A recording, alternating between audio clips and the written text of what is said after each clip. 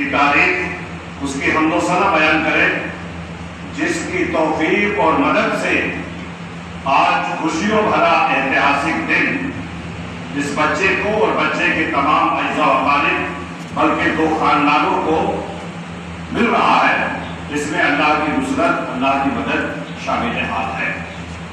ہم اس پر جتنا اللہ کا شکر ادا کریں اتنا کم ہے۔ تمہید کے مختصر سے کلمات کے بعد خاتم النبیین سید المرسلین رحمۃ للعالمین جناب محمد رسول اللہ صلی اللہ علیہ وسلم پر انگیت درود و سلام نازل ہوں۔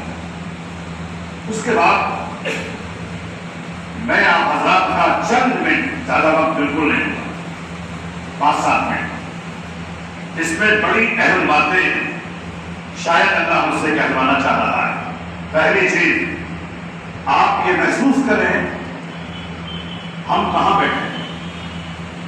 اللہ کے نبی نے فرمایا احب البلاد الی اللہ مساجدها، روئے زمین کا سب سے پوتر استھان، سب سے اللہ کو محبوب اور پسندیدہ مقام اللہ کا گھر مسجد ہے، نمبر 1۔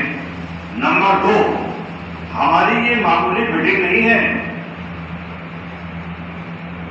بلکہ یہ زندگی بھر کا ایک فیصلہ ہے۔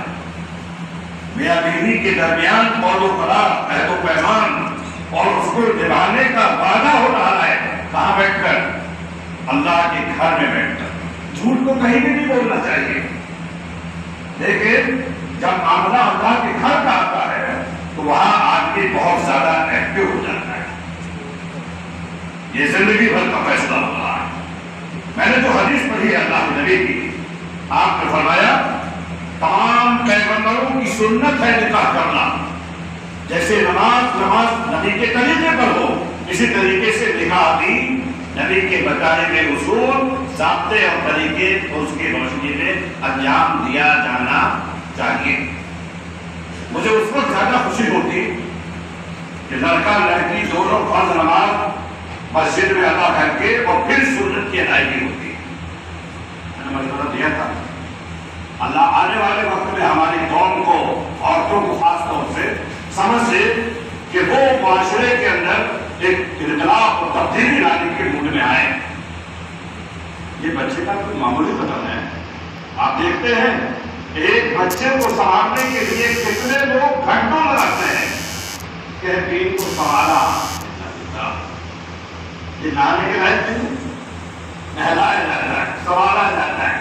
میرے بھائی کتنے عزت کی بات ہے، نہ پھول ہے، نہ مالا ہے، نہ پٹاخہ ہے، نہ ڈی جے ہے، نہ ڈی جے۔ آپ کو بچا دیتے ہیں، کبیرہ کے معنی سے کہتے ہیں بہت بڑا پاپ جو بغیر توبہ کے بعد نہیں ہوتا ہے۔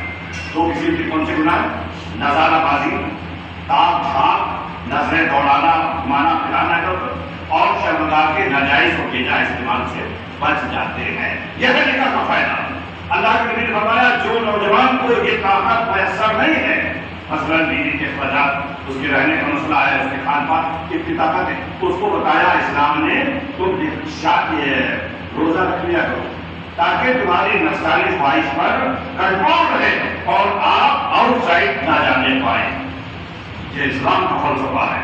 اللہ کے نبی صلی اللہ علیہ وسلم نے بہت ساری بڑی حکمتوں کی باتیں بتائی ہیں ہمیں۔ شوہر کے اوپر بیوی کے جو حقوق ہیں اس تعلق سے 3 باتیں ہمیشہ ذہن میں رکھنا۔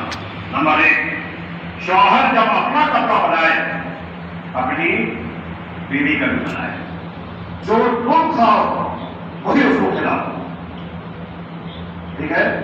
اور تیسری بات، اس کے نظروں کے سامنے سنتے تک اس کے مائکے والوں کو برا بھلا نہ کہو، گالی نہ دو۔ میں آپ سے پوچھتا ہوں، آپ کے سامنے آپ کے ماں باپ کو کوئی گالی دے، آپ سے برداشت ہوگا؟ نہیں ہوگا۔ تو وہ عورت جو اپنے پورے خاندان اور اپنے پورے سماج اور بھائی بہن کو چھوڑ کر آپ کے خاطر آئی ہے، وہ کیسے برداشت کرے گی؟ بات سمجھ میں آئی؟ اسی لیے اللہ کے نبی نے فرمایا اس کو برا بھلا اس کے خاندان کو نہ۔ اسی طرح اگر کبھی کوئی ناچاقی ہو جائے، اختلاف ہو جائے اور مارنے کی نوبت آئے، عورت کو چہرے پر نہیں مارا جائے۔ کیوں؟ انسان کی اس باڈی کا سب سے نازک ترین حصہ جو ہے وہ چہرہ ہے، اور پھر یہ چہرہ کس کے آگے جھکتا ہے؟ اللہ کے آگے۔ معمولی خراش بھی اگر لگے گی اس کا اظہار لوگوں کے سامنے ہوگا نہیں ہوگا، پھر لوگ آپ پر لانتان کریں گے نہیں کریں گے۔ اس لیے یہ ایک بڑے مدعے کی بات ہے۔ شوہر کا رتبہ بیوی کی نظر میں کیا ہے اس کو بھی ذرا سا سمجھ لیں۔ اللہ کے نبی نے فرمایا اگر میں اللہ کے علاوہ کسی اور کے آگے سجدہ ریز ہونے کا حکم دیتا تو میں بیوی کو حکم دیتا ہوں اپنے شوہر کو سجدہ کریں۔ یہاں سے آپ سمجھ سکتے ہیں کہ ایک عورت کے لیے شوہر کا رتبہ، اس کا مقام کتنا اونچا۔ کسی اور بھی مسجد میں پڑھے، میں یہ نہیں کہتا کہ صرف یہی ایک مسجد، جہاں آپ کا گھر، جہاں آپ کو سہولیت ہو وہاں پر نکاح، تو اس سے آپ بہت سارے اسراف اور فضول خرچیوں سے اپنے دامن کو بچا لیں۔ دوسری بات، اسلام میں وراثت ہے، وراثت میراث جس کو کہتے ہیں۔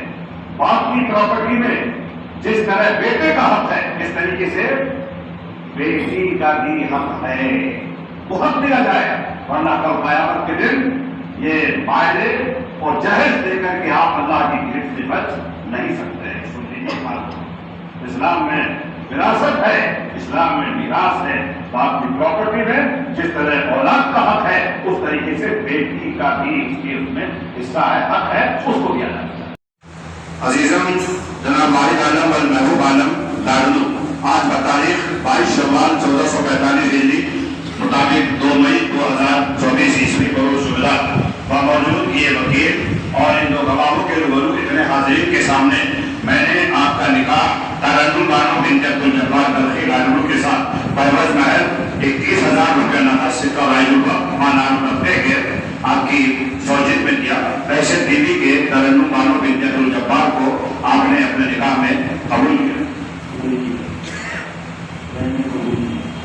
سن لیا عزیزم جناب واحد عالم والمحبوب عالم بلخی لاڈلو آج بتاریخ 22 شوال 1445 ہجری موافق 2 مئی 2024 عیسوی بروز جمعرات بموجود یہ وکیل اور ان گواہوں کے روبرو اتنے حاضرین کے سامنے میں نے آپ کا نکاح ترنم بانو بنت عبدالجبار بلخی لاڈلو کے ساتھ بہوز محض 21,000 روپے نقد سکہ وائدو کا مانان رکھتے کے آپ کی زوجت میں کیا۔ ویسے بیوی کے ترنم بانو کو آپ نے اپنے نکاح میں قبول کیا۔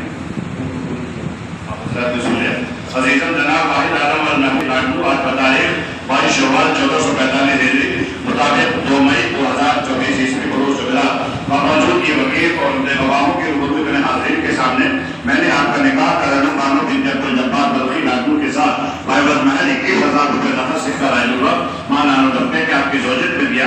ویسے بیوی کے ترنم بانو بنت عبدالجبار کو آپ نے اپنے نکاح میں قبول کیا۔ آپ حضرات نے سن لیا۔ بارک اللہ لکما و جزاکم